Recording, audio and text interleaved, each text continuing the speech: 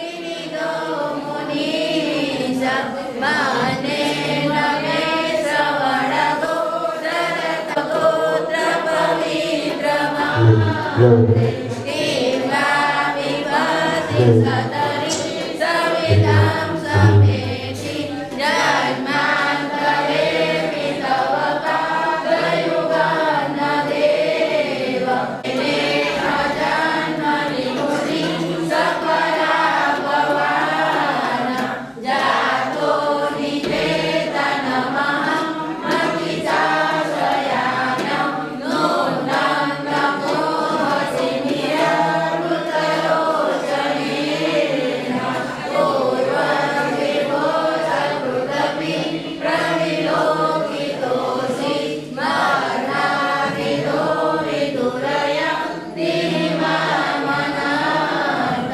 प्रोदन्तमन्तगतया गतमन्यदैते आकर्णितो विमहितो विनिरीक्षितो भक्तदया विदाय दुःखान् पुरोदरनद करतां विधेहि निःसङ्गसार शरणं शरण्यं मासादसादितरितु प्रतिकावदातं पद्मालपङ्कजमपि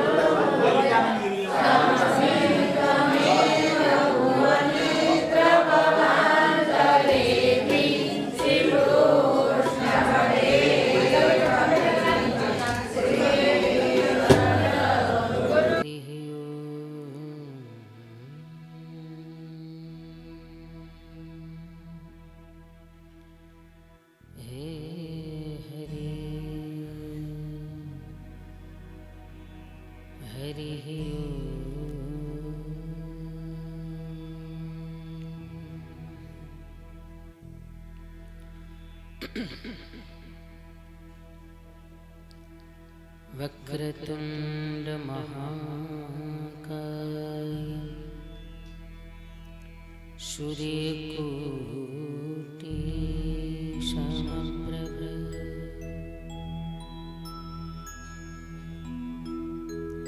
निर्विघ्नं कुरु मे देव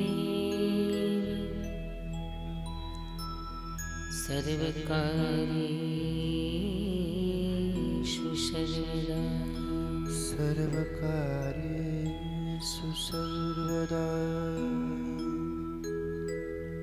ध्यानमूलं गुरुर्मूर्ति गुरुर्मूर्ति पूजामूलं गुरुर्पदं गुरुर्पदम् मन्त्रमूलं गुरुर्वाक्यं मोक्षमूलं गुरुर्कृपा मोक्षमूलं गुरुर्कृपा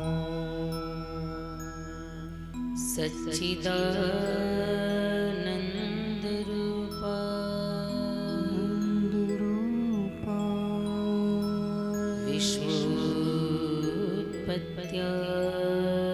विश्वोत्पत्त्यादिहेतवे हेतवे तापत्रयविनाशाय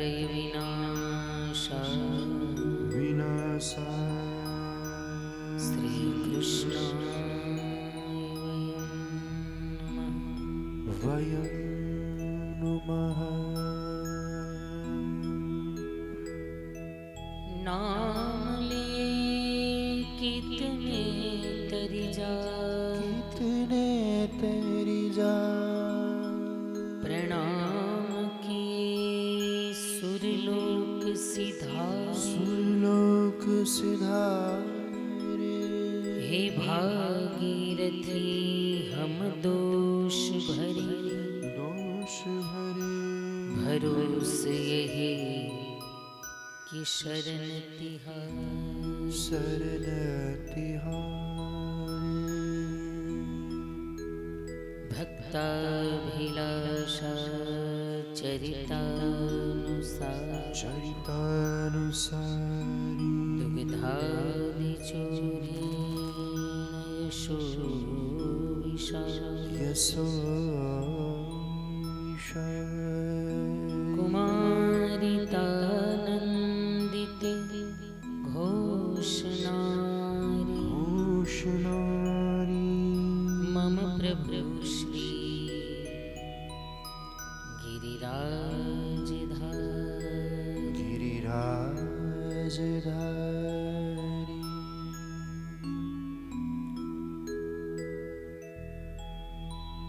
आदि अनादि अनंत अखंड अछेद अभेद सुबेद बतावे, सुबेद बतावे परताहे अहिर की छोहरियां,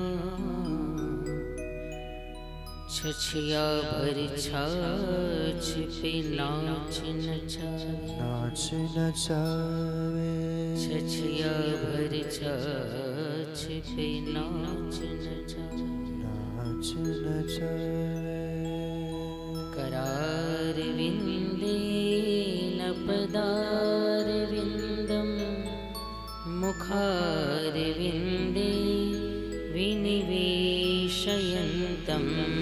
वरदस्य पत्रस्य पुटे शयानं बालं मुकुन्दं मनसा स्मरामि श्रीकृष्ण गोविन्द हरे मुरारे, हे नाथ नारायण वासुदेवा, जिह्वे पिबस्वा व्रतमेत देव गोविन्द दामोदर माधवेति त्वामेव याचे मम देहि जिह्वे, समागते दण्डधरे कृतान्ते, वक्तव्यमेवं मधुरं सुभक्त्या गोविन्द दामोदर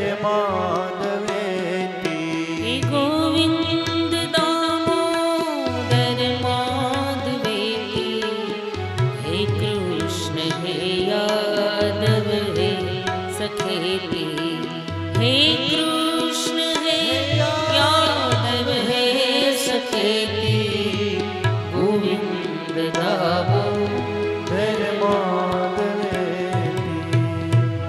बोली श्री भागवत भगवान भगवान की जय कृष्ण कन्हैया लाल की जय सदगुरु देव की जय सुधा देवी की जय कमला देवी, जय गंगे मैया मैया की हरिद्वार धाम, धाम की गौ माता की जय भारत माता की जय सत्य सनातन धर्म की जय ओम नमः पार्वती पतये हर हर महादेव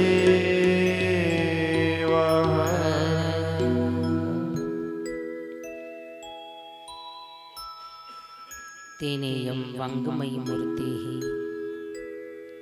प्रत्यक्षा वर्तते हरे,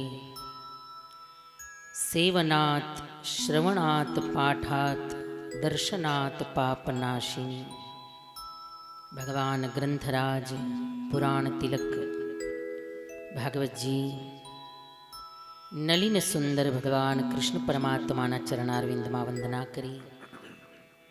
माँ भागीरथी गंगा जी ने गोद में हरिद्वार ने आ पावन चैतन्य भूमि पर अने आ भारत सेवा सदननी आ सेवा भूमि पर यजमान श्री श्रीमान हरीश भाई अने श्री भारतीबेन अने साथे समग्र सोमेश्वर परिवार सद्गुरु परिवार अयों आजना चतुर्थ दिवसे कि जारे अपना सौना आधार आनंद अवतार सच्चिदानंद आनंद घन एवा भगवान कृष्ण परमात्मा प्रागट्य थवा जई रह्युं छे अने ए मंगलमय ए पावनकारी चतुर्थ दिवसनो प्रारंभ करी। पण पहला प्रतिदिनना नियमानुसार आयों थोड़ी क्षणों के लिए हरिनाम का आश्रय करें। भाव से श्रद्धा से दोनों हाथों की ताली लगाते हुए श्री राधे गोविंद भज मन श्री राधे श्री राधे गोविंद गोविंद भज मन श्री राधे। हे श्री राधे जय जय राधे श्री राधे जय जय राधे। हे श्री राधे जय जय राधे ओ श्री राधे जय जय राधे। हे श्री राधे गोविंद भज मन श्री राधे श्री राधे श्री राधे गोविंद भज मन श्री राधे।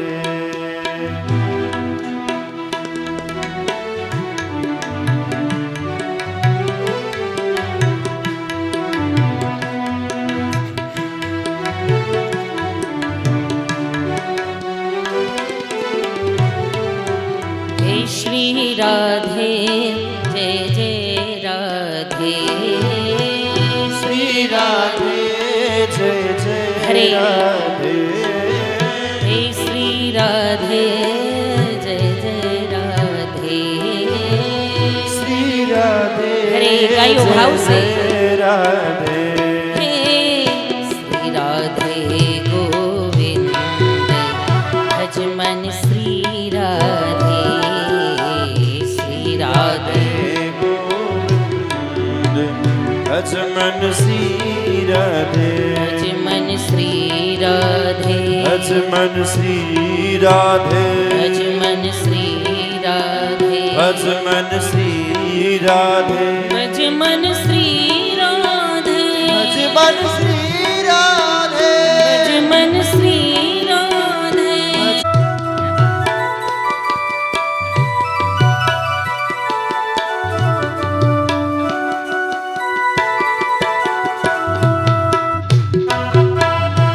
આજે તાલીનો અવાજ જરા ઓછો આવે છે હો. કાલે ફરવા ગયા એમાં થાકી ગયા લાગે. हे श्री राधे जय जय राधे श्री राधे जय जय राधे। हे श्री राधे जय जय राधे ओ श्री राधे जय जय राधे। श्री राधे गोविंद भज मन श्री राधे ओ श्री राधे गोविंद भज मन श्री राधे। श्री राधे श्री राधे भज मन श्री राधे। भज मन श्री राधे भज मन श्री राधे। भज मन श्री राधे અજમન શ્રી રાધે અજમન શ્રી રાધે અજમન શ્રી રાધે અજમન શ્રી રાધે અજમન શ્રી રાધે અજમન શ્રી રાધે અજમન શ્રી રાધે અજમન શ્રી રાધે અજમન શ્રી રાધે શ્રી રાધે શ્રી રાધે શ્રી રાધે બોલો શ્રી રાધે શ્રી રાધે બોલો શ્રી રાધે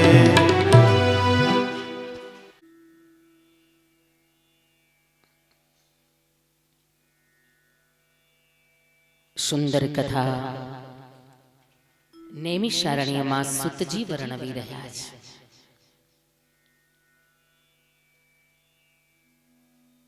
વિદુરજીએ ધૃતરાષ્ટ્ર અને ગાંધારીને સમજાવી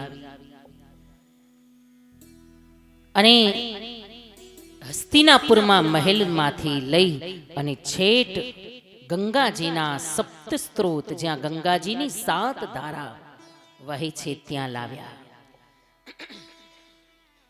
માયામાં ખૂંચેલા જીવને જગાડવાનું કામ કોઈ વિદુર જેવા સંત જ કરી શકે. અને આખરે ધૃતરાષ્ટ્ર અને ગાંધારીને મુક્તિનો માર્ગ વિદુરજીએ બતાવ્યો છે.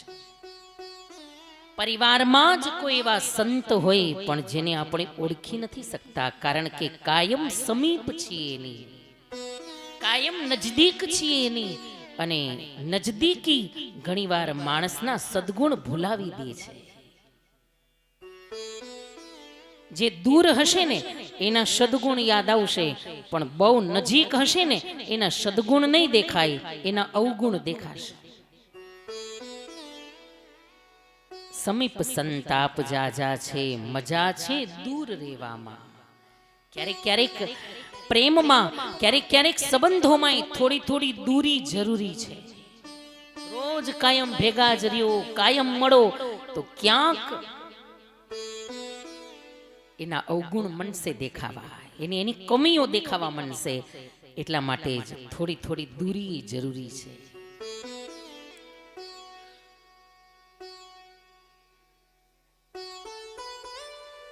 રવિને ઉગતો જોઈ કમળનું મુખડું મલકે, પણ રવિને સ્પર્શવા કરતા મજા છે દૂર રહેવામાં. અતિશય નજદીકી એ પણ માણસને અવગુણ બતાવનારી બની જાય છે. વિદુરજી ધૃતરાષ્ટ્ર અને ગાંધારીને મુક્તિનો માર્ગ બતાવી પોતે તીર્થયાત્રામાં ચાલ્યા ગયા. અને હવે આ બાજુ મહારાજ યુધિષ્ઠિર સહિત પાંડવો સુંદર હસ્તિનાપુરમાં રાજ્ય ચલાવી રહ્યા છે. ઘણા વર્ષો વીત્યા, પરીક્ષિત યુવાન થયા. અને એકવાર ધર્મરાજ યુધિષ્ઠિરે અર્જુનને કહ્યું, ભાઈ જા દ્વારિકા જોઈ આવ, ભગવાન કુશળ તો છે, દ્વારિકામાં બધા આનંદમાં તો છે. અને અર્જુનજી ગયા, ઘણા સમયે પાછા આવ્યા. અને પાછા જ્યાં આવ્યા ત્યાં તો આંખમાં અશ્રુની ધારા છે. યુધિષ્ઠિરને કહ્યું, હે મોટા ભાઈ, હે ધર્મરાજ, આપણા બધાનો આધાર દ્વારિકાનાથ આ લીલાધામને છોડી અને ભગવાન નિજધામમાં પધાર્યા છે. અત્યાર સુધી મને એવું અભિમાન હતું કે આ મહાભારતનું યુદ્ધ મેં જીત્યું, પણ કૃષ્ણના સ્વધામ ગમન પછી જ્યારે વનમાં હું જતો હતો ને, એ યદુકુલની સ્ત્રીઓને લઈને, ત્યારે કેટલાક કાબા લોકો આવ્યા, મારી આંખમાં ધૂળ નાખી અને એ સ્ત્રીઓના અલંકાર લૂંટી ગયા. એ જ અર્જુન, એ જ ગાંડીવ, એ જ ધનુર્ધારી મહારથી, પણ આજ કૃષ્ણ સાથે નહોતા. ત્યારે સમજાયું કે આ તાકાત મારી નહીં, આ તાકાત તો ભગવાન દ્વારિકા નાથની, આ કૃપા તો એની હતી. અને મને તમારા બધાનો આ શબ્દ બહુ ગમે. જ્યારે કંઈ કોઈના વખાણ કરું ને કે નાના તમારી સેવા, તમારી ઉદારતા, ત્યારે તમારા મુખમાં એક જ શબ્દ હોય કે આ બધી ગુરુદેવની કૃપા છે. અહીંયા તમારી જીત છે. કારણ કે વાત બહુ સાચી છે. કૃપા હિ કેવલમ, ગુરુ કૃપા હિ કેવલમ. બાકી કૃપા વિના અને એની ઈચ્છા વિના પાંદડું હલતું નથી. કાલે સાંભળ્યું આપણે, મહારાજજી કા પ્રવચન આપને સુના, મનુષ્યત્વમ, મુમુક્ષુત્વમ અને મહાપુરુષ સંશ્રયમ. મોટામાં મોટી કૃપા કોને કહેવાય કે આપણે આજ માણસ બનીને બેઠા છીએ ને આ જ કૃપા છે. બાકી એવું જરૂરી નથી કે ગમે એટલા દાન પુણ્ય કરો એટલે માણસ જ બનીએ, એવું જરૂરી નથી. હમણાં જ કથા આવશે જળ ભરતજી, ભરત રાજા જેના નામ ઉપરથી આ દેશનું નામ પડ્યું ભારત અને ખંડનું નામ પડ્યું ભરતખંડ. પણ બીજા જન્મમાં શું થયા? હરણ. વાહ ભાઈ, હવે તો તમે બધા આમ કથાકારના કાન પકડો એવા થઈ ગયા છો બધા પાક્કા શ્રોતાઓ. આખી કથા કેટલી વાર સાંભળી છે ખરેખર. એ જ ભરતજી હરણ થયા. વિચાર કરો, ભરતખંડના રાજા, આ અજનાબ ખંડના રાજા, ઋષભદેવના દીકરા. ઋષભદેવ જે અવતાર છે એના સૌથી મોટા દીકરા ભરતજી, કે જેના નામ ઉપરથી આખું ખંડનું નામ બદલી ગયું. અજનાબ ખંડમાંથી નામ પડી ગયું ભરતખંડ. એવા પુણ્યશાળી રાજા કે ગંડકી નદીમાં હરિહર ક્ષેત્રમાં જઈને તપ કરતા હતા, પણ એક હરણ બાળમાં મોહ લાગ્યો ને બીજા જન્મમાં હરણ થયા. એટલે ગમે એવું પુણ્ય કરો તો આ વાત બહુ શીખવા મળી મહારાજજીમાંથી કે ગમે એવું દાન પુણ્ય ધર્મ ધ્યાન તીર્થ ગમે એટલું કરો પણ એનું ફળ મનુષ્ય જ બીજા જન્મમાં થઈએ એવું નથી.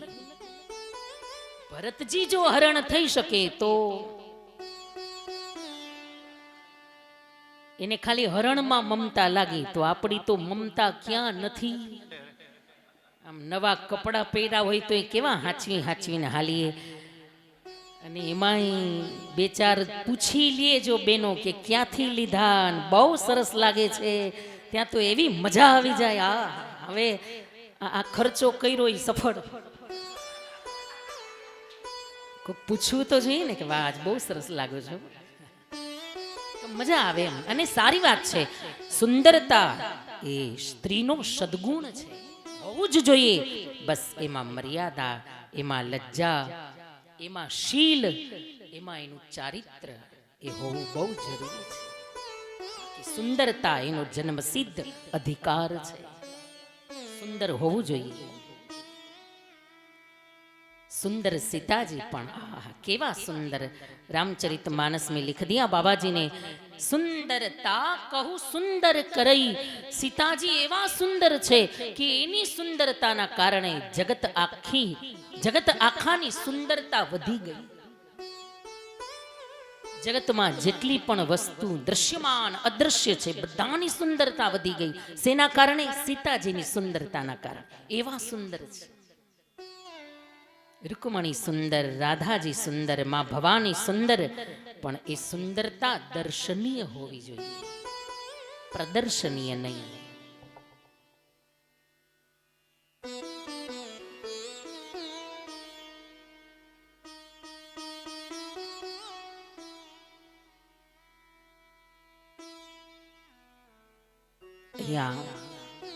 અર્જુનજી ખૂબ રડી પડ્યા. મહારાજ, આપણા આધાર જગદાધાર ભગવાન શ્રી કૃષ્ણ પરમાત્મા લીલાધામને છોડી અને નિજધામમાં ગયા છે. અને આ વાત સાંભળતા પાંડવો ખૂબ રડ્યા. આખરે કુંતાજી પણ કૃષ્ણ કૃષ્ણ કરતા શરીરમાંથી પ્રાણ છોડી દીધા. એ જ સમયે કૃષ્ણ વિયોગમાં ભગવતી કુંતાજી શરીરમાંથી પ્રાણ છોડ્યા. માતાજીનું દેહાંત થયું એ જોઈ અને પાંડવો ખૂબ રડ્યા. એક બાજુ કૃષ્ણ ગયા, એક બાજુ માએ પણ વિદાય લીધી. એમની અંતિમ ક્રિયા પૂર્ણ કરી અને પાંચે પાંડવો અને છઠ્ઠા દ્રૌપદી હવે પરીક્ષિતને રાજગાદી સુપ્રત કરી અને નિર્વાણ પથે ગયા છે, હિમાલય ઉપર હાડ ગાડવા. આ દિશા એ ઉત્તર દિશા છે, ઉત્તરાંચલ. મુક્તિની દિશા છે ઉત્તર દિશા, એ મુક્તિની દિશા છે. એટલે ઉત્તર દિશા બાજુ માથું રાખીને ન સુવાય, આવી માન્યતા છે મહાપુરુષોની. બાકી ત્રણેય દિશામાં માથું રખાય. અને એમાંય ખાસ પશ્ચિમ દિશા એ પૂર્વ દિશામાં જો માથું રાખો તો વિશેષ સારું, કારણ કે ત્યાં સૂર્યનારાયણ ઉદિત થાય છે, સીધા વંદન થઈ જાય સૂર્યનારાયણ. જો કે ત્રણેય દિશા સારી છે. અને બાકી તો નથી માનવાવાળા એ નથી પણ માનતા કે ભાઈ આમાં કોઈ દિશાનો ભેદ નથી, એવું પણ છે. બધાની માન્યતા અલગ. પણ ઉત્તર દિશા એ મુક્તિની દિશા છે. ઉત્તર દિશા હિમાલય તરફ ગયા હાડ ગાળવા, ભગવાનનું ભજન કરતા પરમાત્માના શ્રીધામની અંદર પધાર્યા. અને હવે આ બાજુ પરીક્ષિતનું રાજ્ય, ઈરાવતી દેવી સાથે લગ્ન થયા, અશ્વમેધ યજ્ઞ કર્યા પરીક્ષિત રાજાએ, ચારે બાજુ દિગ્વિજય કર્યો પરીક્ષિત રાજાએ. અને એકવાર પરિભ્રમણ કરતા હતા રાજા, અને રાજાએ એક દ્રશ્ય જોયું. એક ગાય અને બળદ ઊભા છે, અને કાળો પુરુષ બંનેને માર મારી રહ્યો છે. પેલા બળદના 3 પગ કપાઈ ગયા છે, એક પગ ઉપર ઊભો છે બળદ. કોણ છે આ બળદ? એ સ્વયં ધર્મ છે, અને આ જે ગાય છે ને એ સ્વયં પૃથ્વી છે, અને આ જે કાળો પુરુષ છે એ સ્વયં કલિયુગ છે. કલિયુગમાં ધર્મ પણ દુખી થાય અને ધરા પણ દુખી થાય, અને કલિયુગમાં બે ઘટે, ધર્મય ઘટે અને ધરા પણ ઘટે. ધર્મના 4 પાયા છે, સત્ય, તપ, પવિત્રતા અને દયા. એમાંથી 3 પગ કલિયુગે કાપી નાખ્યા. સત્ય ગયું, તપ ગયું, પવિત્રતા ગઈ. ખાલી એક પાયા ઉપર ધર્મ ઉભો છે અત્યારે, અને એ છે દયા. અને દયાનો સીધો અર્થ દાન. એટલે અત્યારે જુઓ ને, બીજું કંઈ માણસો કરે કે ન કરે, પણ દાન કેટલું કરે. કેટલી હોસ્પિટલોમાં, કેટલા અનાથાલયોમાં, કેટલા વૃદ્ધાશ્રમોમાં, કેટલા આશ્રમોમાં દાન કેટલું થાય છે. કારણ કે અત્યારે કલિકાલમાં આ દાનના, આ દયાના પાયા ઉપર ધર્મ ટક્યો છે. દયાના પાયા ઉપર ધર્મ ઉભો છે. ધર્મે કહ્યું, પણ હે રાજન, હે પરીક્ષિત, આ કલિયુગ મને મારી નાખવા માંગે છે, આ મારું જડમૂળથી વિનાશ કરવા માંગે છે. અને પરીક્ષિત ક્રોધાયમાન થયા, તલવાર લઈને જ્યાં કલિયુગને મારવા જાય. પણ બહુ હોશિયાર છે કલિયુગ, ત્વરિત ગતિથી આવ્યો, દોડીને રાજાના ચરણ પકડ્યા. ત્રાહી મામ શરણાગત, શરણાગત છું મહારાજ. અને આપણા ક્ષત્રિયોનો નિયમ છે, શરણે આવેલાને મારતા નથી. મને જીવતદાન આપો, કારણ કે મારામાં એક સારામાં સારો સદગુણ છે કે મારા યુગના માણસે, કલયુગના માણસે કાંઈ કરવું નહીં પડે મુક્તિ માટે. કેવલ હાલતા, ચાલતા, બેસતા, ઉઠતા જો ભગવાનનું સ્મરણ કરશે ને તો બહુ સરળતાથી એને મોક્ષ ગતિ મળી જશે. કાંઈ કરવાની જરૂર નહીં પડે. કેટલું સરળ છે વિચાર તો કરો. કલયુગમાં બહુ સહેલું છે મુક્તિ મેળવવી. બાકી સતયુગમાં, દ્વાપરમાં, ત્રેતામાં જો જન્મ્યા હોત ને તો હિમાલયમાં જટાવો વધારીને બેઠા હોત, તોય મુક્તિ ન મળત. બહુ કઠિન છે મુક્તિ. કલયુગનો આ સારામાં સારો સદગુણ. ભલે કલયુગ ગમે એવો ખરાબ છે, પણ આ સારામાં સારો સદગુણ. હાલતા, ચાલતા, બેસતા, ઉઠતા, કામ કરતા કરતા ભજન કરો તોય મુક્તિ મળી જાય. બસ આ એક સદગુણ જોઈને રાજાએ કલયુગને જીવતદાન આપ્યું. કહ્યું, ભલે જા, તને મારવો નથી, પણ મારા રાજ્યમાંથી ચાલ્યો જા, મારા રાજ્યમાં નહીં. કલયુગે કહ્યું, પણ મહારાજ, હે પરીક્ષિત, તમે તો ચક્રવર્તી છો, તમે તો 4 બાજુ દિગ્વિજય કર્યો, ચક્રવર્તી સમ્રાટ, એક ચક્રી શાસન છે તમારું, એટલે સમગ્ર ભૂમંડળ ઉપર સાર્વભૌમત્વ છે તમારું. તો આ રાજ્ય છોડીને જાઉં ક્યાં? જ્યાં જાઉં ત્યાં તમારું જ રાજ્ય છે. સાર્વભૌમત્વ છે પરીક્ષિત રાજાનું, સાર્વભૌમ સરકાર. તો ક્યાં જાઉં? તો મને 2-4 રહેવા માટે જગ્યા આપો. અને ત્યારે પરીક્ષિત રાજાને દયા આવી અને કલયુગને રહેવા માટે 5 જગ્યા આપી. એમાં 4 જગ્યા દારૂ, જુગાર, વ્યભિચાર અને હિંસા. આ 4 જગ્યાએ કલયુગ રહે. કલયુગે કહ્યું, મહારાજ, હજી એક સારી જગ્યા આપો કે જ્યાં માન સન્માનથી હું રહી શકું. અને ત્યારે પરીક્ષિત રાજાએ 5મી જગ્યા આપી, સુવર્ણ, સોનું. સોનામાં કલયુગનો વાસ છે, પણ કેવા સોનામાં? એ બરાબર સાંભળજો, કે જે અન્યાયથી ઉપાર્જિત કરેલું છે, આપણું નથી, કોઈની પાસેથી છીનવીને લઈ લીધેલું, કોઈની સાથે કપટ કરીને લઈ લીધેલું સોનું છે, એવા સોનામાં કલયુગ છે. બાકી હા, આપણી મહેનતની કમાણીનું છે, પરસેવાની કમાણીનું, એમાં કઈ વાંધો નથી. પણ છતાંય યાત્રાઓમાં જઈએ ને એટલે બને તો ગળામાં તુલસીની માળા અને રુદ્રાક્ષની માળા પહેરીને જ નીકળવું. એ ખોવાઈ જાય, કોઈ લઈ જાય તો સામેવાળાનું કલ્યાણ થઈ જાય.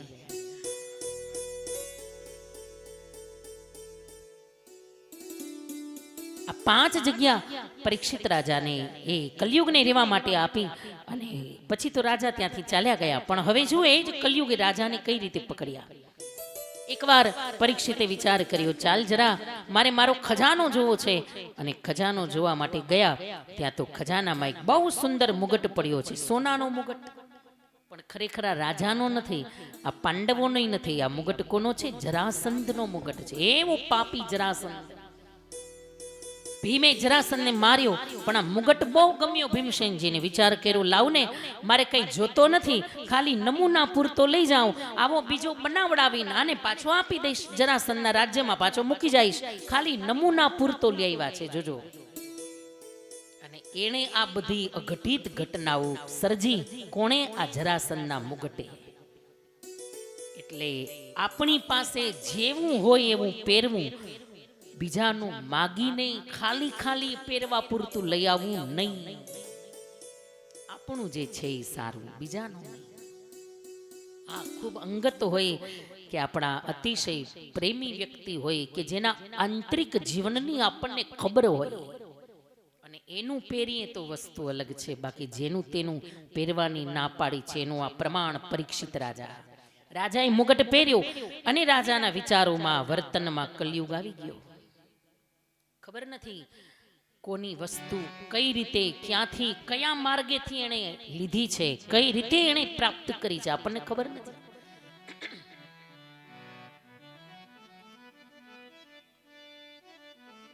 અને રાજા આ જરાસંધનો સોનાનો મુગટ પહેર્યો અને રાજાને શિકાર કરવાનું મન થયું. જોજો, રાજા અહિંસક રાજા, ક્યારે શિકાર કરવા નથી ગયા, અહિંસક છે. અને એના બદલે આજ રાજા શિકાર કરવા નીકળ્યા. એકદા ધનુર્ધમ્યમ વિચરન મૃગયામ વને મૃગાનનુગતઃ શ્રાંતઃ ક્ષુધિત સ્તૃષિતો ભૃશમ. રાજાને ભૂખ લાગી, તરસ લાગી, થાક લાગ્યો. આ ત્રણેય વસ્તુ એક સાથે આવી. વિચાર કર્યો, ચાલ કોઈ ઋષિના આશ્રમમાં જઈને પાણી પીવું, થોડી મારી પ્યાસ બુઝે, થોડો વિશ્રામ કરું.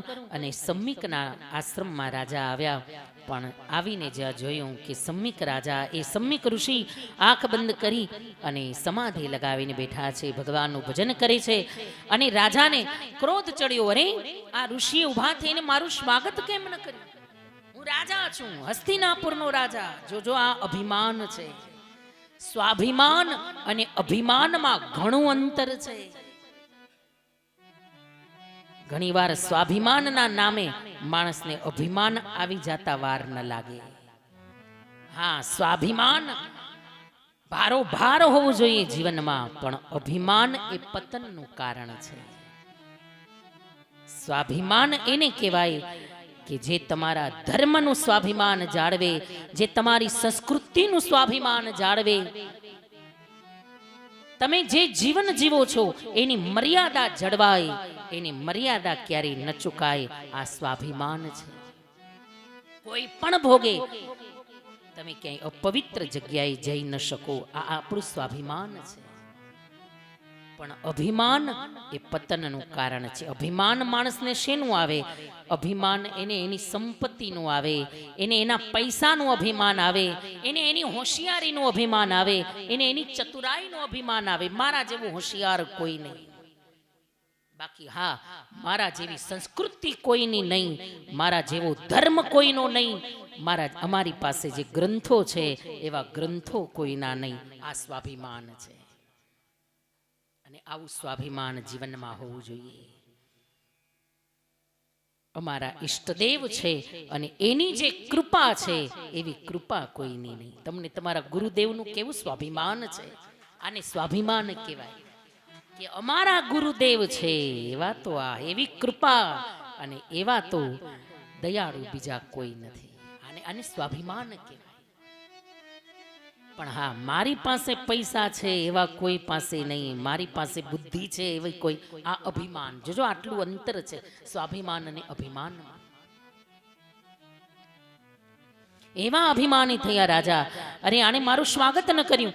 અને ક્રોધાયમાન થયેલા રાજાએ બાજુની જાળીમાં મરેલો સર્પ પડ્યો છે, સર્પ લઈને ઋષિના ગળામાં નાખી દીધો. સર્પ જો આ બધું કોણ કરાવે છે?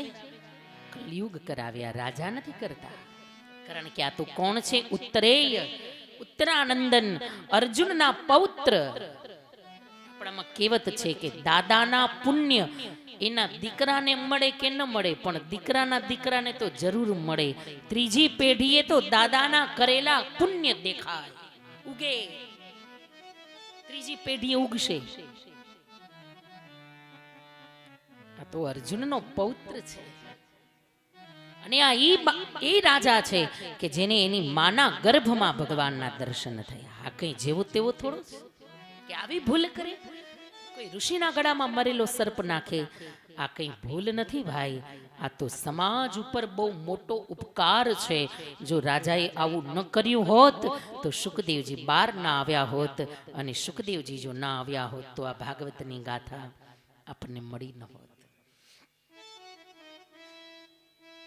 સંત પરમ હિતકારી જગત માહી, સંત પરમ હિતકારી. ભલે રાજા છે પણ એનામાં સંતત્વ છે. ઘણીવાર એવું નથી કે ભગવા પહેર્યા હોય એને જ સંત કહેવાય. ઘરમાં રહેનારો, સંસારની વચ્ચે રહેનારો, અને પ્રમાણ છે મહારાજ જનક રાજા.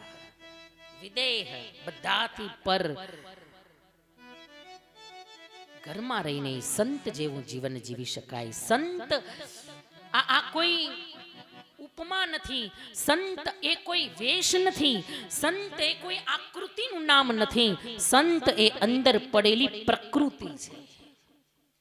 સંત એ વેશ નથી. સંત એ અંદર પડેલી વૃત્તિનું નામ છે. અંદર વૃત્તિ કેવી છે, પછી વેશ ભલે ને ગમે તે હોય. અંદરની પ્રકૃતિ કેવી છે, પછી આકૃતિ ભલે ને ગમે તે હોય. પરીક્ષિત રાજાએ મરેલો સર્પ નાખ્યો, અને સમ્યક તો ધ્યાનસ્થ છે, પણ એના યુવાન દીકરા શૃંગીને ખબર પડી, અરે મારા પિતાનું અપમાન થયું. મરેલો સર્પ નાખ્યો છે પરીક્ષિત રાજાએ, અને હાથમાં જલ લઈ અને શ્રાપ આપી દીધો. કૌશિકી નદીનું જલ ગ્રહણ કરી અને શૃંગીએ શ્રાપ આપ્યો, હે રાજા, હે પરીક્ષિત જા, ઇતિ લંઘિત મર્યાદમ, અને તક્ષક સપ્તમેહની. હે રાજા, હે કુલાંગાર, લાખોનો પાલનહાર, ચક્રવર્તી સમ્રાટ, પણ મારા પિતાના ગળામાં મરેલો સર્પ નાખ્યું. એક સંતનું અપમાન, એક તેજસ્વી તપસ્વી મહાપુરુષનું અપમાન કર્યું છે. જા, 7મા દિવસે સર્પદંશથી તારું મૃત્યુ થશે. ઋષિનો શ્રાપ વહેતો થયો. પછી તો સમ્યક જાગ્યા. દીકરાને થોડો ઠપકો પણ આપ્યો, કારણ કે યુવાન છે ને દીકરો, અને યુવાનીનું તેજ જાળવવું બહુ કઠિન છે. ગમે એવું તપ, ગમે એવું તેજ, પણ યુવાવસ્થામાં એને જાળવવું, એના માટે ધીરજ જોઈએ, એના માટે સમજણ જોઈએ, એના માટે ગાંભીર્ય જોઈએ. હે બેટા, ત્યાં ઉતાવળ કરી એક આવા તપસ્વી રાજાને શ્રાપ આપી દીધો. ખરેખર ભૂલ એની નહોતી. આ તો બધું સમય કરાવે છે. આ તો બધું સમયની ભૂલ છે, રાજાની ભૂલ નહોતી. ઋષિઓને કેટલાક શિષ્યોને મોકલ્યા, કહ્યું જાઓ રાજાને જઈને સમાચાર આપો કે હવે રાજા પાસે માત્ર 7 જ દિવસ છે, વધારે દિવસો જ નથી. આવીને રાજાને સમાચાર આપ્યા, અને ખબર પડી પરીક્ષિતને કે હવે તો માત્ર 7 જ દિવસ, અને 7 દિવસમાં એવું શું કરું કે મને મોક્ષ ગતિ મળી જાય, મારો ઉદ્ધાર થઈ જાય, મારો મનુષ્ય જન્મ આ ફેરો મારો સફળ બની જાય. આ ફેરો સફળ બનાવી લેવા જેવું છે ભાઈ. હમણાં જ આપણે જોયું ને કે મનુષ્યત્વમ, મનુષ્ય અત્યારે બન્યા છીએ એનો અર્થ એવો નથી કે બીજી વારે પાછા માણસ જ બનશું. ભરતજી પણ હરણ બન્યા. ગઈકાલે મહારાજ શ્રી બહુ સુંદર વાત કરી. નલકુબેર, કુબેરના 2 દીકરાઓ નલકુબેર અને મણિગ્રીવ કોણ બન્યા? 2. નહીતર એવા તપસ્વી 2 તો કુબેરના દીકરાઓ, પણ છતાંય 2 નંદ આંગણામાં વૃક્ષ બન્યા. જે અર્જુન વૃક્ષ છે ને, ભગવાનને 2 યમલા અર્જુનને પછાડી દીધા જ્યારે યશોદાજીએ ખાંડણિયા સાથે બાંધ્યા ત્યારે. ત્યારની આ લીલા છે. 2 વૃક્ષ બન્યા. બોલો, એવું નથી કે પુણ્યશાળી બીજા જન્મમાં માણસ જ બને, ના ના, ગમે એવા પુણ્ય હોય તો એ વૃક્ષે બની શકે, એ બીજા જન્મમાં કઈ પશુ પ્રાણી બની શકે, કઈ જીવ જંતુ કોઈ પણ રૂપ ધારણ કરી શકે, કોઈ પણ શરીરમાં એ જઈ શકે, પણ મનુષ્ય બનવું, મનુષ્ય જન્મ મળવો આ શું છે? આ કેવલ એની કૃપાનું ફળ છે. એને કૃપા કરવાની ઈચ્છા થઈ જાય તો માણસ બનાવે. इसलिए तुलसीदास जी ने विनय पत्रिका में लिख दिया कि हरि तुम बहुत अनुग्रह कीन्हो, साधन और मोहे कृपा करी दीन हो. મને થોડું શબ્દ ભૂલાઈ ગયા વચ્ચેના. સાધન ઓર दुर्लभ मोहे कृपा करी दीन हो, हे हरि तुम बहुत अनुग्रह कीनो. અનુગ્રહ એટલે આ માણસ બનીને જે બેઠા છીએ ને, આ એનો અનુગ્રહ છે, આજ એની કૃપા છે, આજ એની મોટા મોટી દયા છે. હરિ તુમ બહુત અનુગ્રહ કીનો. આ મનુષ્યત્વ.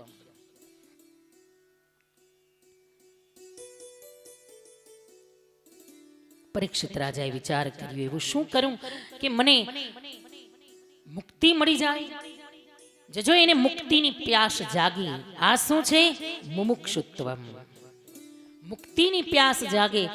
મનુષ્ય તો ચાલો બની ગયા, પણ મનુષ્ય બન્યા પછી એવો વિચાર આવે કે મારે કંઈક સારું કરી જવું છે, કંઈક સારું જીવન જીવીને જવું છે, કંઈક મારે ભવપાર કરી જવું છે, કંઈક એવું સુંદર સત્કર્મ કરીને જવું છે.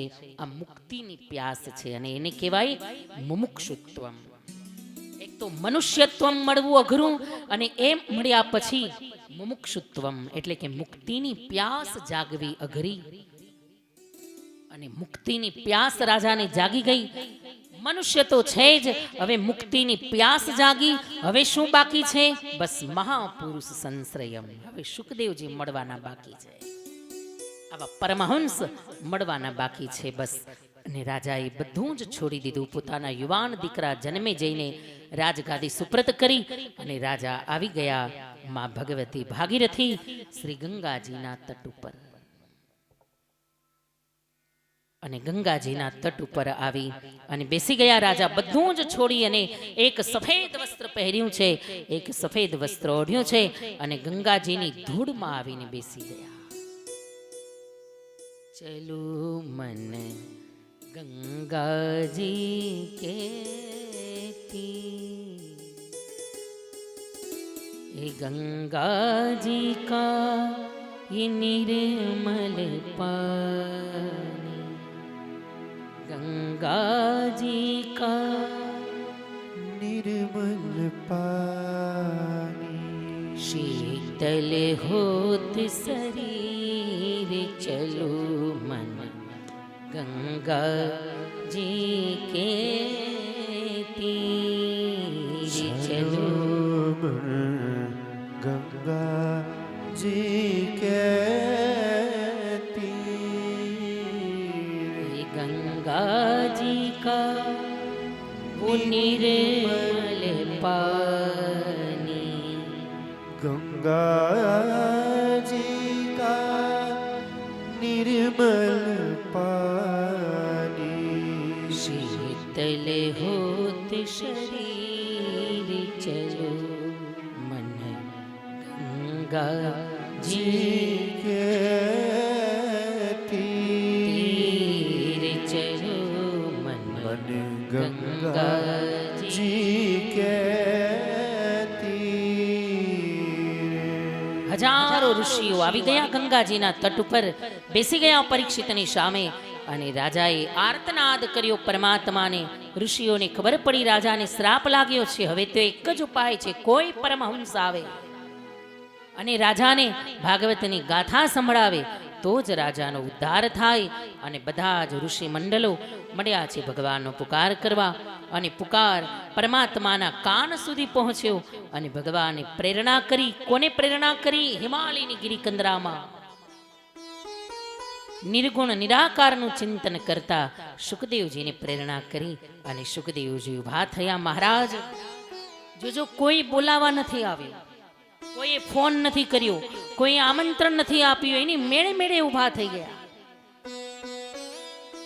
શિષ્યમાં જો શિષ્યત્વ પાક્કું હશે તો ગુરુને ગોતવા નહીં પડે, ગુરુ સામેથી શિષ્યને ગોતતા આવી જશે, સામેથી સદગુરુ મળી જશે. આપણામાં જો શિષ્યત્વ હશે તો સમર્થ ગુરુ સામેથી મળી જશે. અને સુખદેવજી હિમાલયની ગિરિકંદરામાંથી નીકળ્યા અને બરાબર ભગવતી ભાગીરથીના તટે જ્યાં પહોંચ્યા ત્યાં તો હજારો ઋષિ ઊભા થઈ સુખદેવજીનો જય જયકાર કર્યો. બોલીએ શ્રી સુખદેવજી મહારાજ की जय. और यहाँ व्यास जी ने लिख दिया सुखदेव जी आए नहीं ऐसा लगा मानो प्रकट गए. तत्राभवद भगवान व्यास पुत्रो तत्राभवद भगवान व्यास पुत्रो तत्राभवद भगवान व्यास पुत्रो तत्राभवद भगवान व्यास पुत्रो यदृच्छया कामटमानोऽनपेक्ष यदृच्छया गामट मानो नपेक्ष यदृच्छया कामटमानोऽनपेक्ष यदृच्छया गामट मानो नपेक्ष अलक्ष्यलिङ्गो निजलाभ तुष्टो अलक्ष्यलिङ्गो निजलाभ तुष्टो अलक्ष्यलिङ्गो निजलाभ तुष्टो अलक्ष्यलिङ्गो निजलाभ तुष्टो वृतश्च बाले अवधूत वेश वृतश्च बाले अवधूत वेश. આ ભાગવતજીનો શ્લોક છે. કોઈ પણ રાગમાં ગાઈ શકાય, કોઈ પણ તાલમાં ગાઈ શકાય, ગેય પદ્ધતિથી શ્લોક છે ભાગવતજીનો. જ્યારે સુખદેવજી આવ્યા ત્યારે વ્યાસજીને लिख दिया. कौन आए कि तत्राभवद भगवान व्यास पुत्रो तत्राभवद भगवान व्यास पुत्रो तत्राभवद भगवान. આટલું આટલું તો આવડે ને બધાને, આટલું તો યાદ રહીએ ને, તો જરા સાથે ગાઓ ને. તત્રાભવદ ભગવાન व्यास पुत्रो तत्राभवद भगवान व्यास पुत्रो यदृच्छया कामटमानोऽनपेक्ष यदृच्छया गामट मानो नपेक्ष अलक्ष्यलिङ्गो निजलाभ तुष्टो अलक्ष्यलिङ्गो निजलाभ तुष्टो अलक्ष्यलिङ्गो निजलाभ तुष्टो अलक्ष्यलिङ्गो निजलाभ तुष्टो निवृत्तश्च बाले अवधूत वेश वृत्तश्च बाले अवधूत वेश निवृत्तश्च बाले अवधूत वेश वृत्तश्च बाले अवधूत वेश तत्राभवद भगवान तत्राभवद भगवान तत्राभवद भगवान भगवान व्यासपुत्र. व्यास जी ने लिख दिया. कौन આવ્યા ગંગાજીના તટે કે તત્રા ભવદ આવ્યા નથી, પ્રગટી ગયા. એવી રીતે અચાનક આવ્યા કે એમ લાગ્યું જાણે પ્રગટી ગયા. અને કોણ? ભગવાન. આ આજ સુખદેવ ખાલી વક્તા બની નથી આવ્યા, ખાલી સદગુરુ બની નથી આવ્યા, આ તો સ્વયં ભગવાન બનીને આવ્યા. તત્રા ભવદ ભગવાન વ્યાસ પુત્રો, વ્યાસજીના દીકરા સ્વયં ભગવાન બનીને આવ્યા છે સુખદેવજી. કેવા ભાગ્યશાળી છે પરીક્ષિત, જુઓ તો ખરા. જ્યારે માના ગર્ભમાં હતા ત્યારે અશ્વત્થામા રૂપી બ્રાહ્મણે બ્રહ્માસ્ત્રનું વજ્ર છોડ્યું પરીક્ષિતને મારવા, ત્યારે સ્વયં ભગવાન હાજર હતા. દ્વારિકાનાથની લીલા ચાલુ હતી, પૃથ્વી ઉપર ભૂમંડલ ઉપર બિરાજમાન હતા. ભગવાન ઉદરમાં જઈને પરીક્ષિતની રક્ષા કરી.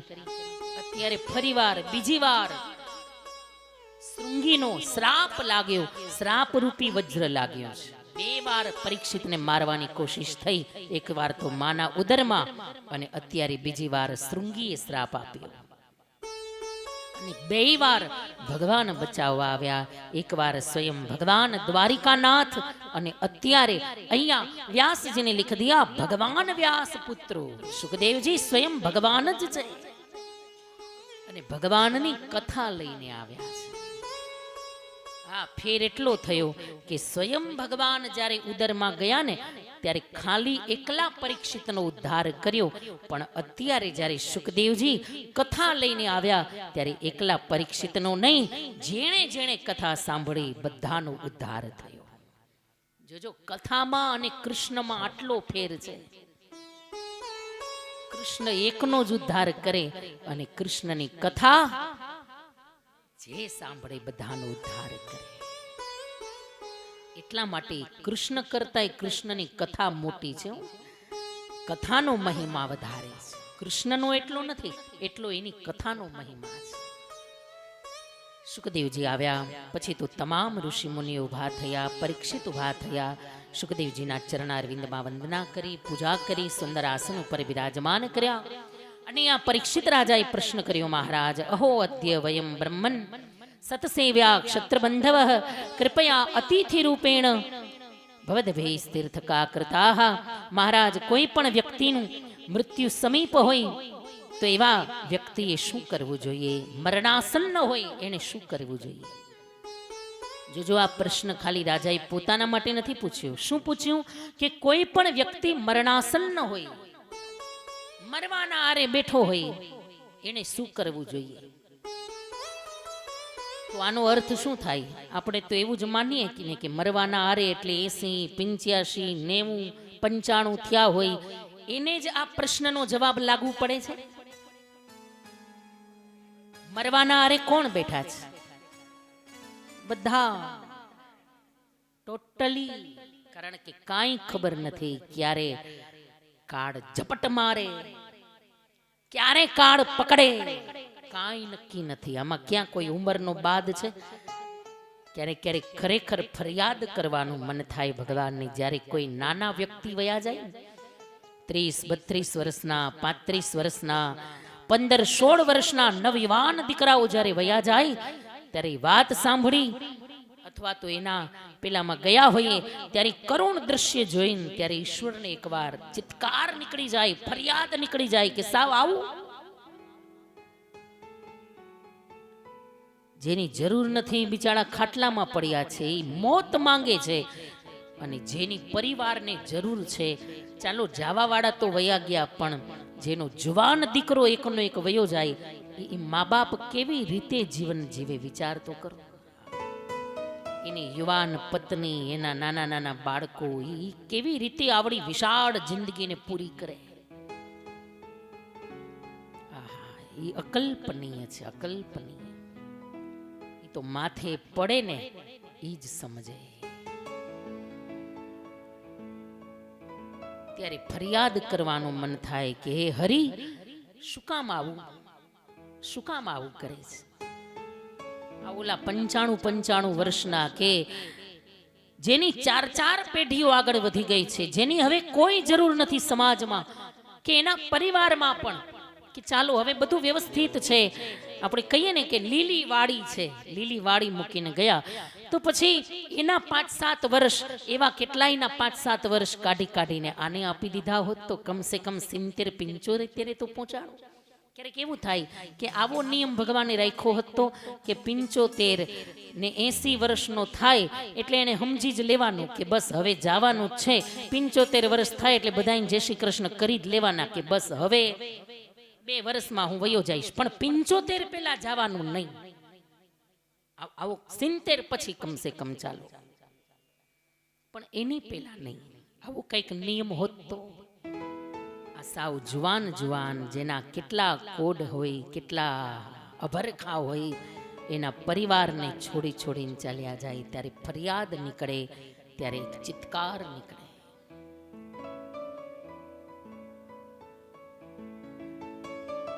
પણ કાંઈ નક્કી નથી, કાળ ક્યારે કયા સમયે કઈ ઉંમરે ઝપટ મારે કાંઈ નક્કી નથી. અને એમાં હમણાં તો કેવા જુવાનની આશાઓ, 15 વર્ષના 17 વર્ષના એવા જુવાન દીકરાઓને રમતા એટેક આવી જાય, ઊભા પડી જાય ને બસ વયા જાય, અને પાછા હોય એકના એક.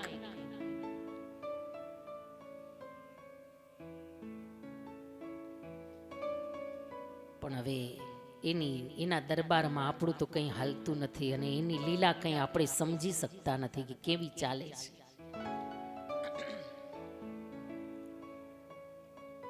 કમસે કમ એક ઉંમરનો પેલો રાખવો જોઈએ, એને જોઈ સાંભળે તો કે ભાઈ આ ઉંમરે બધાએ જાવું ત્યાં સુધી નહીં, એવું કંઈક રાખે તો. આજે જુવાન વ્યક્તિઓ વયા જાય છે અધવચ્ચેથી, સાવ અધવચ્ચેથી. પાછળ વાળાને બહુ તકલીફ પડે. ઠીક છે, સમય તો બહુ મોટો મલમ છે, સમય અનુસાર ધીરે બધું ભૂલાઈ જાય, પણ તોય ગયેલી વ્યક્તિ કંઈ થોડી ભૂલાય. એ તો જ્યાં સુધી આપણા શરીરમાં પ્રાણ છે ત્યાં સુધી ડગલે ને પગલે. પછી આપણે બોલીએ નહીં, જતાવીએ નહીં, કોઈની સામે કહીએ નહીં, પણ અંતરાત્મા તો રોજ રડે.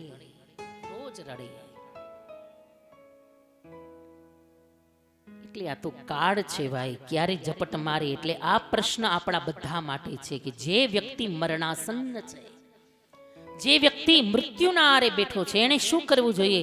અને બરાબર આ પ્રશ્ન કર્યો. અને બીજા સ્કંદથી સુખદેવજી મહારાજ હવે બોલ્યા. બીજા સ્કંદથી શુકવાણીની શરૂઆત થઈ અને સુખદેવજી રાજાની પ્રશંસા કરી. હે રાજા, વર્યાન એષ તે પ્રશ્ન કૃતો લોકહિતમ નૃપ આત્મવિદ સંમત પૂષામ શ્રોતવ્યાદિષુ યહ પરહ. હે રાજા, વર્યાન, તારો પ્રશ્ન વર છે. વર એટલે શ્રેષ્ઠ, વર એટલે મહાન, વર એટલે મોટો. તે જગતના કલ્યાણ માટે પ્રશ્ન કર્યો છે રાજા. આ તારો પ્રશ્ન મને બહુ ગમ્યો. બધાના કલ્યાણ માટે તે પ્રશ્ન કર્યો છે. અને ખરેખર લોકોનું જીવન કેવું છે અહીંયા સુખદેવજી બોલ્યા છે. આ 12 શ્લોક બહુ સુંદર શ્લોક છે. ક્યારેક સમય મળશે તો વિધિવત એનું વર્ણન, બહુ સુંદર વર્ણન સુખદેવજીએ કહ્યું. રાજા, ખરેખર આ જગતમાં લોકો કેવી રીતે જીવન જીવે છે, ન જોવા જેવું, ન સાંભળવા જેવું, ન બોલવા જેવું. એ બધું બોલવામાં, સાંભળવામાં વ્યર્થ જીવન વ્યતીત કરે છે. પણ ખરેખર જે આત્માને જોવાનો છે એના માટે તો સમય જ નથી આપણી પાસે. અને જોવા છતાંય અનદેખો કરી દે છે આત્માને. પશ્યન્નપી ન પશ્યતિ, જોવે છે છતાંય જોઈ નથી શકતો. કાળ માથે મંડરાઈ રહ્યો છે, મૃત્યુ માથે ગાજી રહ્યું છે, નગારા વગાડે છે મૃત્યુ. જેમ સમય નીકળતો જાય, જેમ બર્થડે આવતી જાય, એમ એક વર્ષ ઓછું થતું જાય છે. કાંઈ એમાં રાજી થવા જેવું નથી. બર્થડે આવે એટલે બહુ રાજી ન થાવું, ઉલટાની ચિંતા કરવી કે આ 1 વર્ષ ઓછું થયું, 1 વર્ષ વધી ગયા આપણે આગળ. મૃત્યુની સમીપ જતા જઈએ છીએ. કાળ નગારા વગાડી રહ્યો છે માથે, પણ છતાંય કાળને જોવા છતાંય માણસ જોઈ નથી શકતો, મૃત્યુને સુધારી નથી શકતો. અને હે રાજા, નિદ્રયા હરિયતે નક્ત્વા, એ રાજા રાત આખી નિદ્રા કરવામાં વીતી જાય અને દિવસ આખો કુટુંબ ભરણ પોષણમાં નીકળી જાય, કામકાજમાં વીતી જાય. આમાં ક્યારે ભગવાનનું ભજન કરે?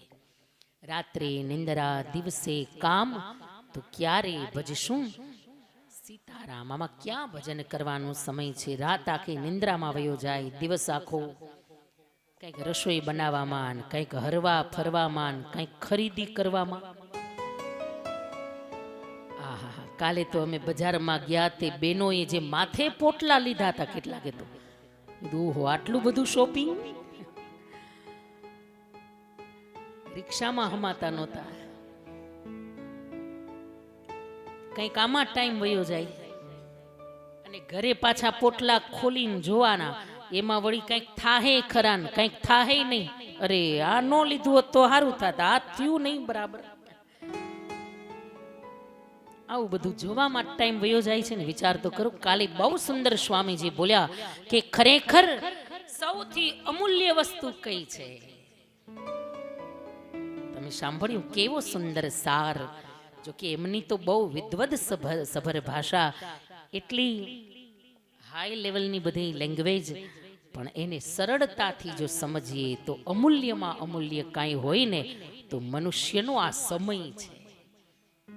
સમયથી અમૂલ્ય કાંઈ નથી. હોનાને, ચાંદીને, હીરા માણિકને તિજોરીમાં રાખીએ છીએ અને સમયને જ્યાં ને ત્યાં જેની તેની સાથે ચા પીવામાં કલાક કરી નાખી લ્યો, વાતો કરતા કરતા. કેટલો ટાઈમ વેડફીએ છે ને આપણે, સાવ ખોટે ખોટવા. અહીંયા બેઠા બેઠા દિલ્હીની સરકાર હલાવતા હોય, હવે ત્યાં કાંઈ લેવા દેવા છે આપણે? કોઈ આપણું માનવાનું છે, કોઈ સાંભળવાનું છે? અહીંયા બેઠા બેઠા દિલ્હીની વાતો કરતા હોય.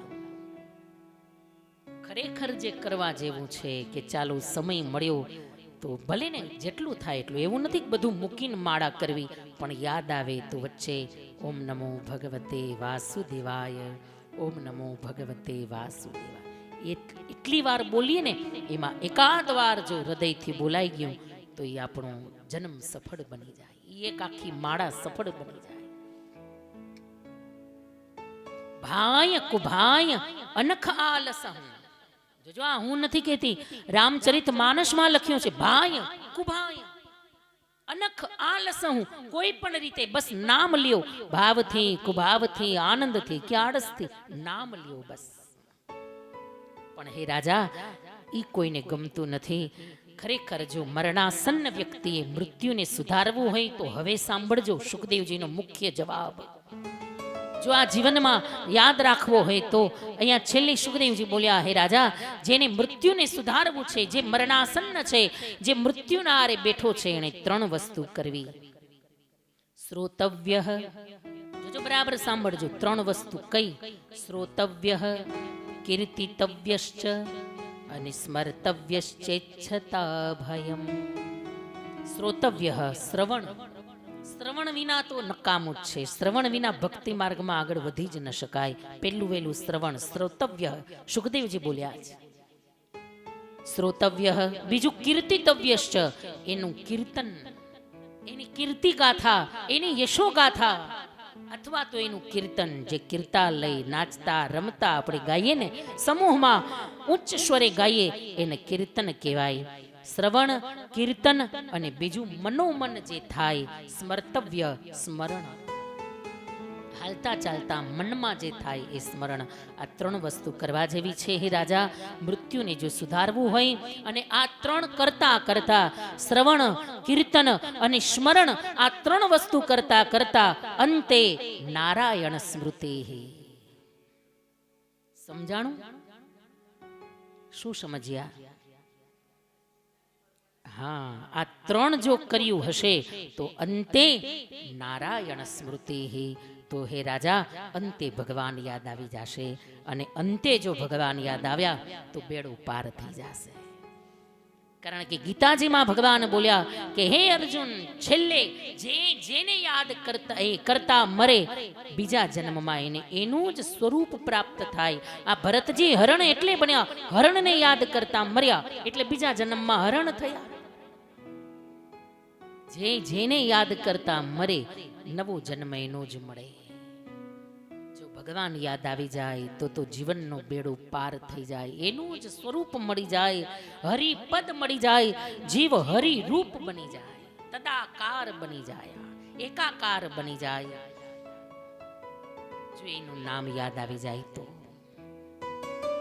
એટલે આપણે ગાઈએ છીએ કે એક અરજી અમારી સુણજો શ્રીનાથજી, અને લઈ જાજે તારા ધામમાં.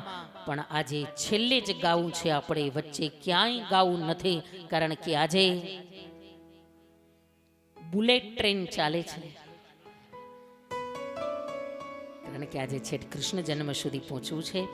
તો અહીંયા પરીક્ષિત રાજાને સુંદર ઉપદેશ આપતા પછી તો સુખદેવજીએ વિરાટ દર્શન કરાવ્યું. ભગવાન વિરાટ નારાયણ કેવા છે, હે રાજા, આ જે કંઈ જગતમાં દેખાય છે ને, આ વિરાટનું જ સ્વરૂપ છે. બહુ સુંદર વર્ણન કર્યું. આજે પહાડો છે, આજે પર્વતો છે, આજે નદીઓ છે, આજે પૃથ્વી છે, આજે વૃક્ષો છે, આ બધા જ વિરાટના અંગો છે, વિરાટ નારાયણના શ્રીઅંગનું સ્વરૂપ છે. અને હે રાજા, તું ચિંતા ન કર, તારી પાસે તો હજી 7 દિવસ છે. સૂર્યવંશમાં ખટવાંગ નામના રાજા હતા, જેની પાસે તો માત્ર 2 જ મુહૂર્તનું આયુષ્ય હતું, માત્ર 2 મુહૂર્ત, 2 ઘડીનું આયુષ્ય. અને 2 ઘડીમાં તો ખટવાંગ રાજાએ ભગવાનનું નામ લઈ સ્મરણ કરી અને એવું મનને એકાકાર કરી દીધું ભગવાનમાં. અને મન જો એકાકાર થઈ જાય તો મનમોહન મળી જાય. આ તકલીફ જ બધી મનની છે. હાવ હાચું કે જો માળા લઈને બેસીએ એટલે પેલા 2-4 પારામાં જેવું મન માળામાં હોય એવું છેલ્લા પારા સુધી હોય છે. આખી માળા પૂરી થાય ને આમ પેલા 2-4 પારામાં તો આહા એમ થાય કે આજ ભગવાન નીચે ઉતરશે એવું મન લાગી જાય. પણ ધીરે ધીરે આગળ વધે ને એટલે મંડે મન ભાગવા. આમાં આપણો વાંક નથી, આ મનની ચંચલતા છે. થાય એની કોઈ પેલી નથી, થશે. પણ એ કરતા કરતા એમાં ક્યાંક જો મન લાગી જાય તો બેડો પાર થઈ જાય. એ રાજા, ચિંતા ન કર, તારી પાસે તો 7 દિવસ છે. પછી તો સ્થૂલ ધ્યાન, સૂક્ષ્મ ધ્યાન, સદ્યો મુક્તિ, ક્રમ મુક્તિનું વર્ણન કરી ઉપાસનાના સુંદર પ્રકાર બતાવી.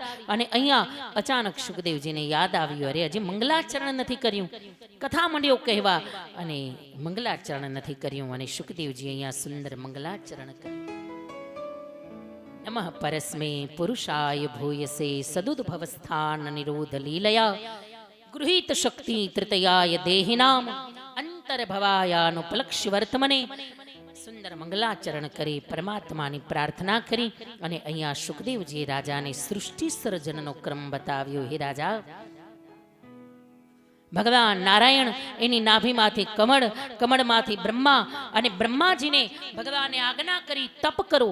અને 100 વર્ષ સુધી બ્રહ્માના દિવ્ય 100 વર્ષ, આ આપણા માયલા 100 નહીં, એનો ખાલી 1 દિવસ પૂરો થાય ને એની ખાલી ડેટ ચેન્જ થાય ત્યાં તો અહીંયા કેટલા કલ્પોના કલ્પો વીતી જાય આપણે તો અહીંયા. ત્યારે ખાલી બ્રહ્માની ડેટ ચેન્જ થાય એવા દિવ્ય 100 વર્ષ. ભાગવતજીમાં આખી ગણતરી બતાવી, બહુ વિશાળ ગણતરી, બહુ સુંદર. છેટ અણુમાં અણુ, પરમાણુથી લઈ ત્રિસરેણુથી લઈ અને વિરાટ નારાયણના પલકારા સુધીની ગણતરી બતાવી. વિરાટ નારાયણનો ખાલી પલકારો થાય ત્યાં તો આહા એવા કેટલાય બ્રહ્મા બદલી જાય.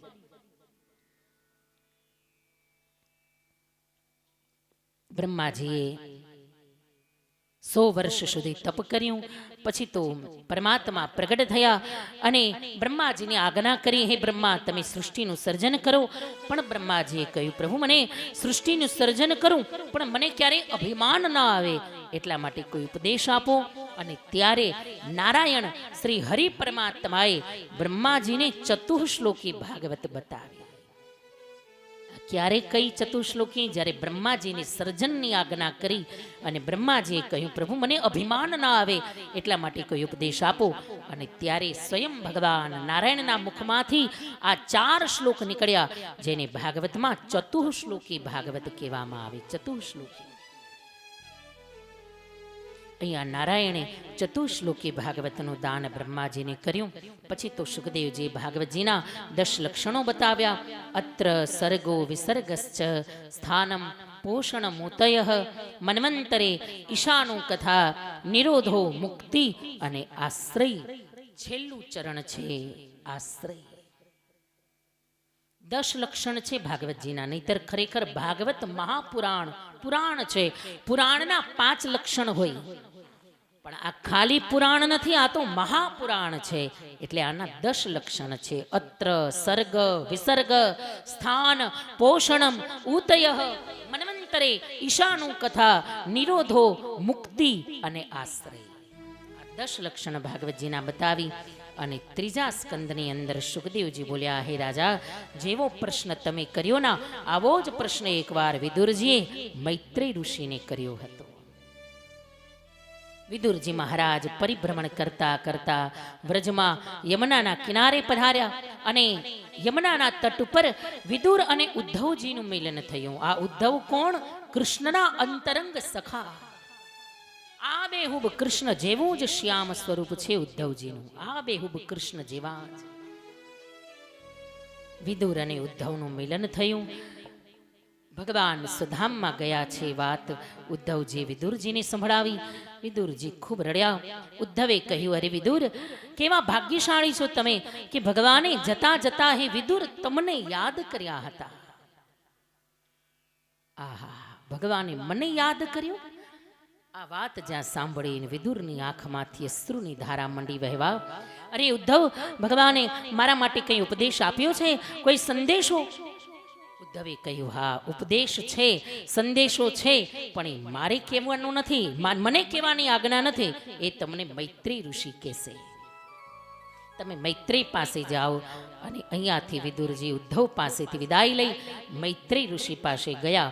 અને અહીંયાથી હવે ભાગવતજીની 3જી ધારા શરૂ થઈ. અહીંયા વક્તા બન્યા મૈત્રેય અને શ્રોતા બન્યા વિદુરજી. જો આ 3 ધારામાં કથા ચાલે છે. 3 ધારા છે ભાગવતની. એમાં પહેલી ધારા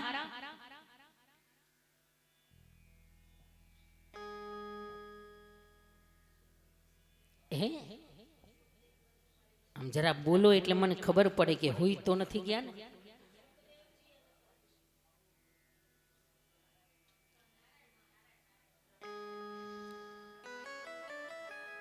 પહેલી ધારા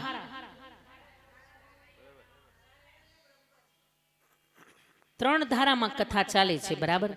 અત્યારે મૈત્રેય અને વિદુર આ 3જી ધારા છે.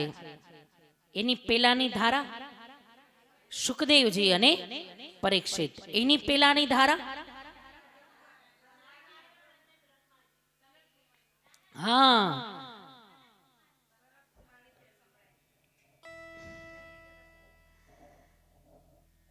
ભૂલી ગયા હો તમે.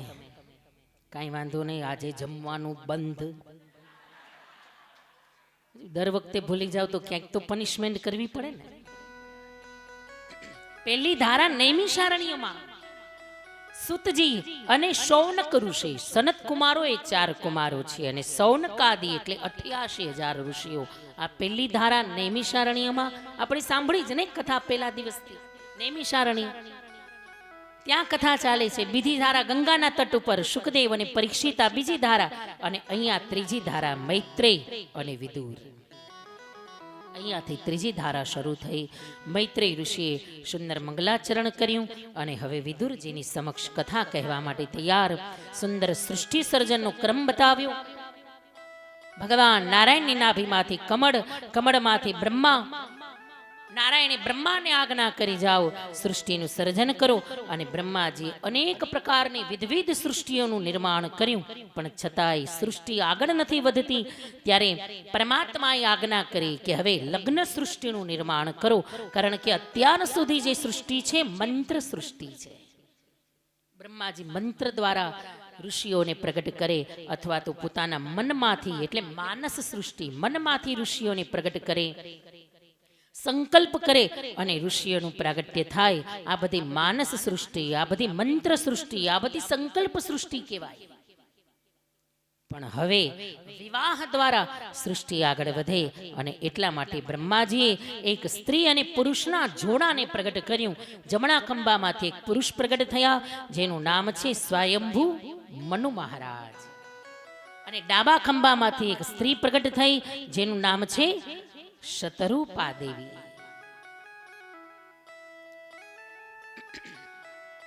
બોલીએ શ્રી સદગુરુ દેવ કી જય, શ્રી સંત ભગવાન કી જય, કૃષ્ણ કનૈયા લાલ કી જય.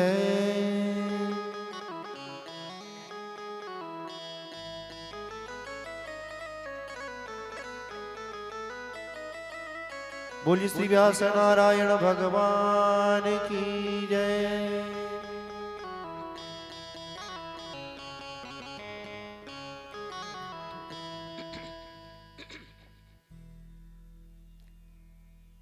आज धन्य घड़ी धन्य भाग हमारे कि आज हमारी भागवत सभा में संतवर्य पूज्य चरण महाराज श्री पधारे हैं. एक बार तालियों के नाद से हम उनका अभिवादन करें और जहां बैठे हैं वहीं से उनके चरणारविंद में वंदना करें. अभी अभी हमने सुना कि संत परम हितकारी, जगत माही संत परम हितकारी. ऐसे संत अगर न होते, ऐसे तपस्वी महापुरुष पूज्य चरण अगर न होते तो ये जगत कैसे चलता, ये धरती ये पृथ्वी अखंड कैसे रह सकती अगर संत की तपस्या जो न होती. आज बड़े ही भाग्यवान हैं हम कि लगातार इस कथा में हमें संतों का दर्शन हो रहा है. ये हमारा भूरी भाग्य है और हमारे यजमान श्री की उदारता और उनका भूरी भाग्य है कि इस बार हमें प्रतिदिन संत के महात्माओं के और महापुरुषों के पूज्य चरणों के दर्शन होते हैं. यही हमारा सद्भाग्य है और यही कथा की शोभा है, क्योंकि ये कथा, ये भागवत कथा केवल भगवान की कथा नहीं है, केवल परमात्मा की कथा नहीं है. ये क्या है? ये तो पारमहंस्याम संहिताया, ये तो परमहंसों की संहिता है. खाली कृष्ण कथा नहीं आमा, केवल राम कथा नहीं है, केवल अवतारों की कथा नहीं है. इसमें तो परमहंसों की कथा है. जड़ भरत परमहंस हैं, प्रियव्रत परमहंस हैं, ऋषभदेव जी परमहंस हैं, ध्रुव जी भक्त हैं, प्रहलाद जी भक्त हैं. केवल भगवान की कथा थोड़ी है, ये तो पारमहंस्याम संहितायाम, ये तो परमहंसों की कथा है, ये तो भक्तों की कथा है. और भगवान भी तभी महान होते हैं जब उसे पूजने वाले भक्त होते हैं. भक्तों के बिना तो भगवान की भी क्या महिमा.